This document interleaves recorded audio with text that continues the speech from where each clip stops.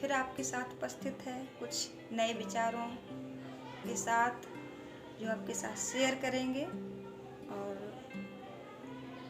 आपके जीवन को जीने में थोड़ी आसानी प्रदान करेंगे। कई पहलू रहेंगे जिस पर बात करेंगे और कुछ चर्चा, कुछ अनुभव होंगे जिनको लेकर आपसे आज रूबरू हुए हैं। अभी कुछ दिनों पहले की बात है, कहीं पर एकत्रित थे एक सामाजिक कार्यक्रम में, तो वहाँ पर काफ़ी शोर हो रहा था। तो किसी व्यक्ति ने कहा, भाई इतना शोर नहीं कीजिए, आप शांति से रहिए, थोड़ा कार्यक्रम चल रहा है।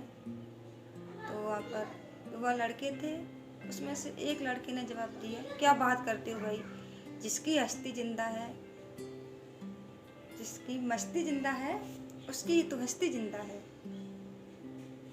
बात बहुत अच्छी थी और बहुत ऊंची भी है कि जिसकी मस्ती जिंदा है उसकी हस्ती जिंदा है। एकदम हकीकत बात है, किसी ने बहुत सुंदर लिखा है। किंतु वह जो बात कह रहा था और जिस लहजे को वह मस्ती बता रहा था, हकीकत में वो मस्ती नहीं थी। आज का जो युवा वर्ग है, बहुत अच्छी अच्छी बातें हैं जीवन की, उन्हें वो यूं ही कहीं पर भी लगा देता है। मस्ती बहुत ऊंची चीज़ है। अपनी से नीची हरकत को लोग मस्ती का नाम दे देते हैं। तो मस्ती ऐसे जीवन में नहीं आती है, ऐसे आगमन होना मस्ती का संभव ही नहीं है। उसके लिए बहुत त्याग, तपस्या और समर्पण चाहिए। बड़े बड़े संत हैं जिन्होंने बहुत कुछ त्याग दिया उसके लिए, तब कहीं उनके जीवन में मस्ती आई है। और आप अपनी 2 पल की बदतमीजी या टाइम पास को मस्ती नहीं कह सकते। आप हो हु करके चिल्ला रहे हैं और आप उसे मस्ती का नाम दे रहे हैं। तो पहले समझिए मस्ती क्या है। मस्ती तो वह है, फिर ना गम का कभी आवेश हो आपके जीवन में, ना खुशियों का हो। तो आनंद का एक स्वरूप है मस्ती, और वह तब आता है जब उस परमानंद की महफिल में हम शामिल हो जाते हैं। तो समझिए आप पहले मस्ती है क्या। अपनी बेहुदा हरकतों को आप इतने पवित्र और उज्जवल शब्दों का नाम नहीं दे सकते हैं, है ना। होता क्या है, कुछ भी आप किसी को रोको तो यही रिप्लाई आता है। तो युवाओं से मेरा खासकर आग्रह रहता है और आज भी है, हाँ भाई आप ये शब्द अवश्य बोलिए अपने जीवन में, लेकिन धारण भी कीजिए। समझिए मस्ती क्या है, आनंद क्या है, प्रेम क्या है। क्या जिसे आप आई लव यू बोले जा रहे हैं वो प्रेम है हकीकत में, यहाँ पर बस दिखावा मात्र है। यद्यपि बात की जाए प्रेम की भी, तो प्रेम भी आनंद का स्वरूप है और उसमें अत्यंत सुकून है। वह जीवन में आ जाए तो फिर कुछ पाने की भी उत्कंठा नहीं रहती जीवन में। और प्रेम को शब्दों में भी बयां नहीं किया जा सकता।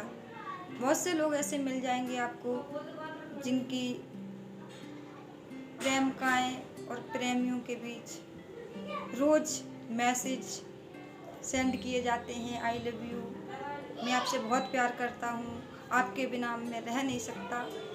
और कुछ समय के उपरांत ऐसी ऐसी घटनाएं घटित हुई, उन्होंने ही उनको मार डाला, उनके ऊपर तेजाब डाल दिया। ऐसी ऐसी घटनाएं भी आपने सुनी होंगी न्यूज़ चैनल्स के माध्यम से।